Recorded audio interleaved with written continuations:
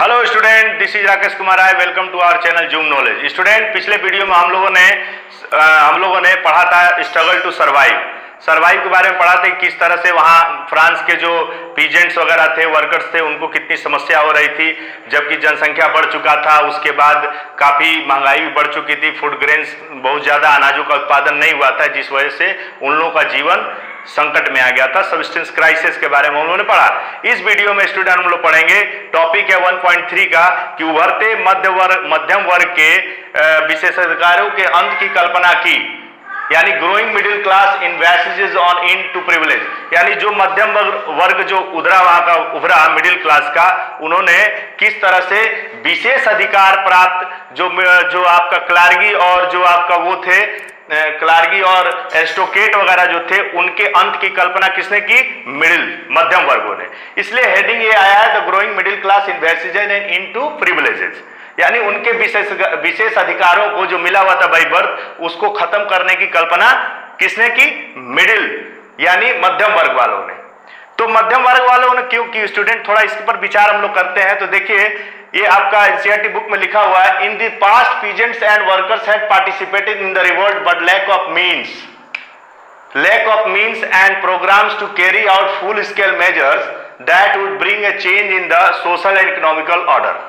देखिए, प्राचीन में क्या होता था, पास्ट में पीजेंट्स जो हमारे थे, किसान और वर्कर थे, वो लोग रिवोल्ट में तो पार्टिसिपेट किए, क्योंकि संकट तो उनको ज्यादा ही था, गरीबी थी, तो उन लोगों ने विद्रोह किया। लेकिन विद्रोह करने के कारण, विद्रोह तो उन लोगों ने किया, लेकिन उनके पास कोई प्रोग्राम नहीं था स्टूडेंट, ठीक है, कोई प्रोग्राम नहीं था, और उनके पास लैक ऑफ मीन यानी साधन का अभाव था, कुछ था ही नहीं उनके पास, प्रोग्राम कार्यक्रम भी नहीं था कुछ, और कुछ आपका साधन भी नहीं थे। इसलिए वो लोग फुल स्केल मेजर्स नहीं ले पाए, यानी पूरी तरह से उसमें कामयाबी उन लोगों को नहीं मिल रही थी उसमें। तो that would bring a change in the social economic order, वो जो चाहते थे कि सोशल इकोनॉमिक ऑर्डर में, सामाजिक और आर्थिक ऑर्डर में वो चेंज करें, उनके बस का नहीं था।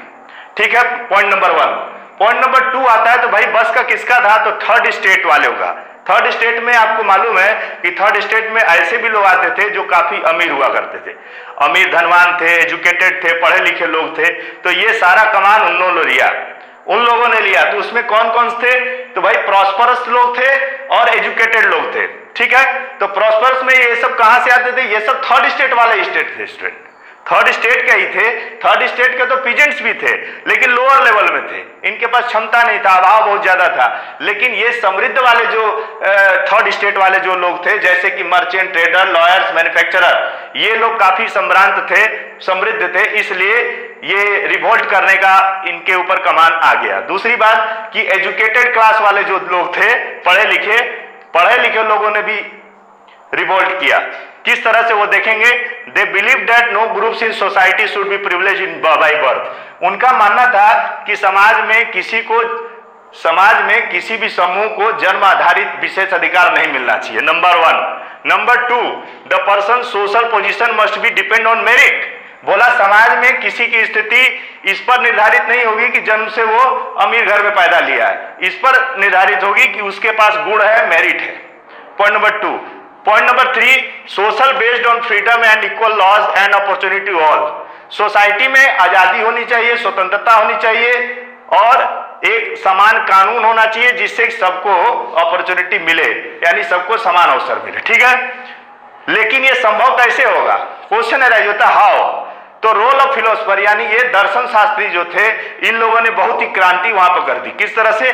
आइए देखिए, फिलोसफर्स हमारे इसमें 3 दिए हुए हैं। पहला John Locke, Jean Jacob Rousseau and Montesquieu. ठीक है, इन लोगों ने जो बुक लिखा, एक बुक का नाम था टू ट्रीटीज ऑफ गवर्नमेंट, दूसरे ने लिखा था सोशल कॉन्ट्रैक्ट, और तीसरे ने the spirit of the law. इन तीनों बुक में देखिए, पहले जॉन लॉक ने क्या लिखा?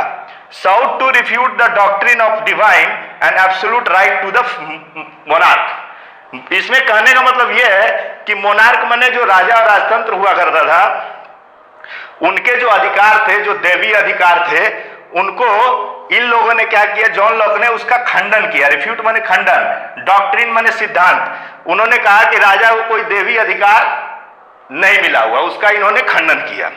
ये जनता के बीच गया तो जनता को समझ में आया, क्योंकि जनता मोस्ट ऑफ ज्यादा इलिटरेट थी, वहां पढ़ी लिखी नहीं थी। इस तरह से इन लोगों ने समाज में क्रांति फैलाई। नंबर 2, जैन जैकब रूसो कहते हैं form of government based on the social contact between people and their representative, equal voting, democratic government. इन्होंने कहा कि सरकार की ऐसी सामाजिक अनुबंध पर आधारित होनी चाहिए जिसमें लोग और उसके प्रतिनिधि चुने हुए प्रतिनिधि हो। जैसे भारत में है, जनता चुनती है नेताओं को, वो देश पर शासन करते हैं, लॉ बनाते हैं। तो इस तरह से वोटिंग होना चाहिए और डेमोक्रेटिक गवर्नमेंट होना चाहिए, रिप्रेजेंटेटिव का चुनाव हुआ होना चाहिए। तो इन्होंने ये इस तरह से लोगों को बताया। इन्होंने स्पिरिट ऑफ लॉ बुक में लिखा कि division of power with in the government, बोला कि सरकार ऐसी बने जिसमें शक्तियों का बंटवारा हो। कैसे? तो एक होना चाहिए लेजिस्लेटिव, दूसरा एग्जीक्यूटिव, तीसरा जुडिशरी, मतलब कार्यपालिका, विधानपालिका और न्यायपालिका। इस तरह से शक्तियों का बंटवारा हो।